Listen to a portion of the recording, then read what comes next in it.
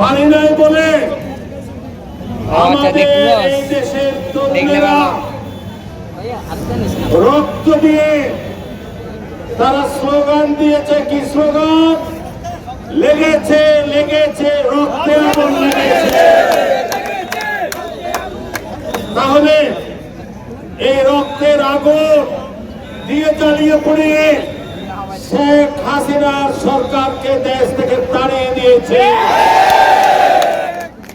তাড়িয়ে দেওয়ার পর এদেশে তারা অঙ্গীকার করেছে যে মানুষের অধিকার সুপ্রতিষ্ঠিত করবে, স্বাধীনতার সব তারা জনগণের কাছে পৌঁছে দেবে।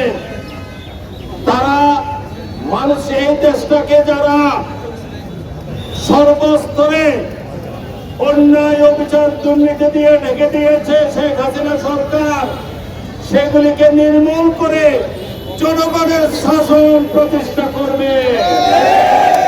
তাই আমি আজকে আপনাদেরকে একটা কথা বলতে চাই।